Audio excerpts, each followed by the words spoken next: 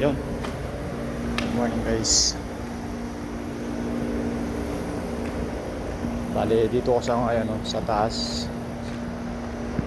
Dahil mag-uumpisa kami ulit dun sa mga klaseng saka dito sa mga dugtungan na yan.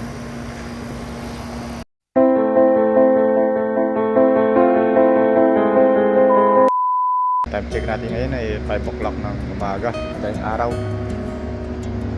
Madaling araw pero maliwanag na yung kalangitan.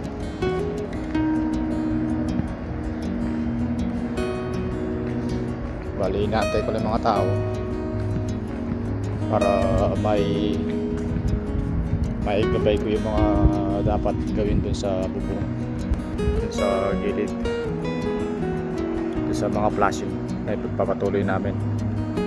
Dahil kapon lang na-receive yung mga pinabending namin mga flashing, kaya ngayon namin ipagpapatuloy. Ito nga pala guys yung mga nagawa kahapon. Yun, nag-waterproof sila kahapon dito, kulay black. Yan. Ito guys, alikabok na lang yan yung mga yan. Kasi nagmumula doon siya sa mga maraming buhangin dyan, pupunta rito.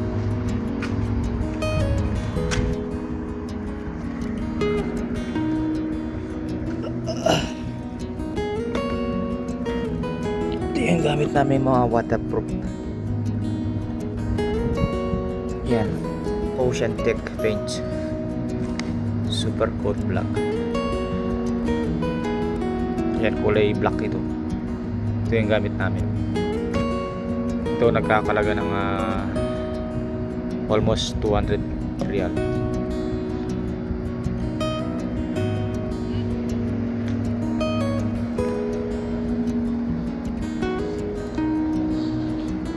Bali yan, ito na lang yung balance pagpapatuloy nila yung area to. Once na matapos nito, tsaka na ako magpapatuloy doon sa paglilinis sa mga gutter sa baba, sa bubong.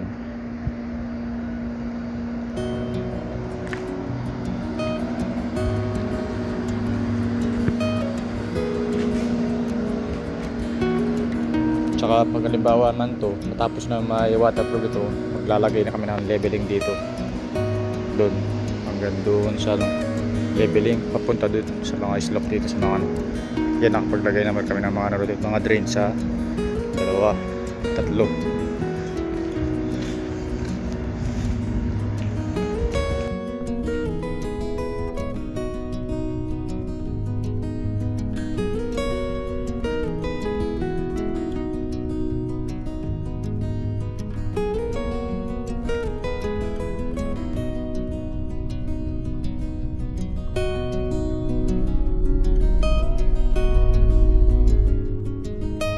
Ganda ng araw pero mamaya mainit yan. Maganda magtrabaho talaga sa taas pag madaling araw, di mainit, tapos wala pang humidity.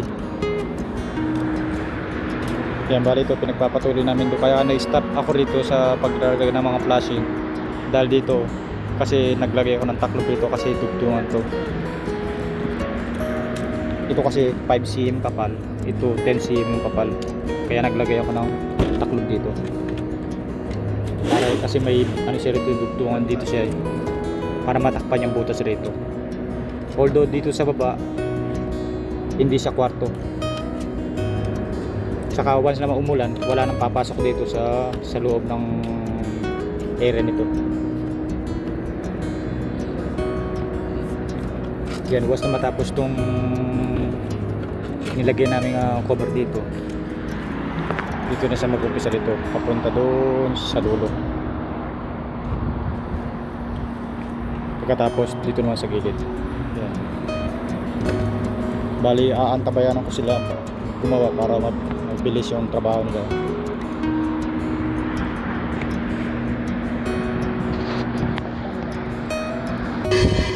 Time check natin ngayon ay 12:10 ng tanghali. Bali pangatlo na to, 4 sa pang-5 sila.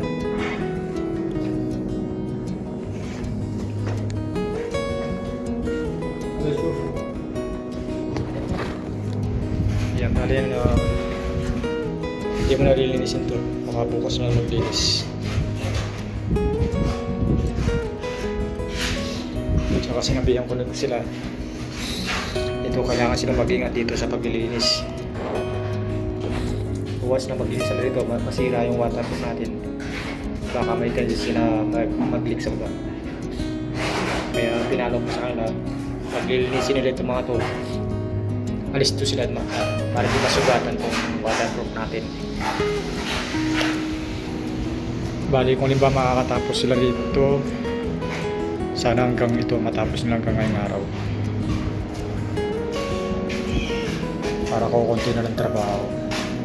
Tunggu.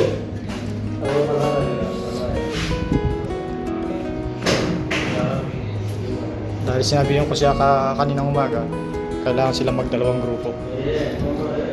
Isang grupo rito, panibagong grupo rito, para yan rito, yung i-dry pack ito.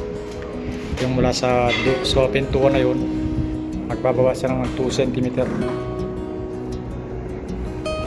Yun ang pinaka-level niya, 2 cm. Tapos mag-i-slope sa rito, papunta rito.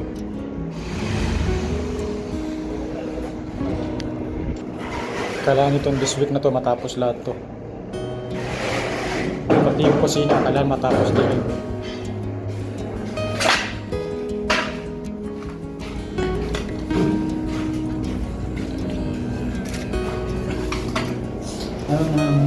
Wala ba musik?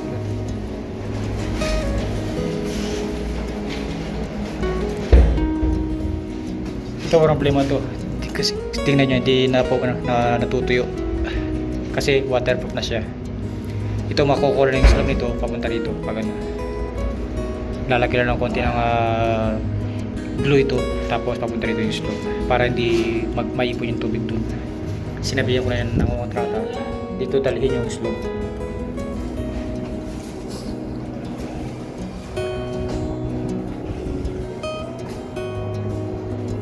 Pinatigil ko muna yung mga trabaho ng mga electrician kasi sagabal sila rito. Kung magtatrabaho sila, sagabal sila. Sinabihan ko na matapos muna lahat ng trabaho rito, mga tiles, lahat-lahat. Tapos tsaka sila magtrabaho ng wiring at saka yung pintura sa pader. So asap na ako, maganda na yung resulta.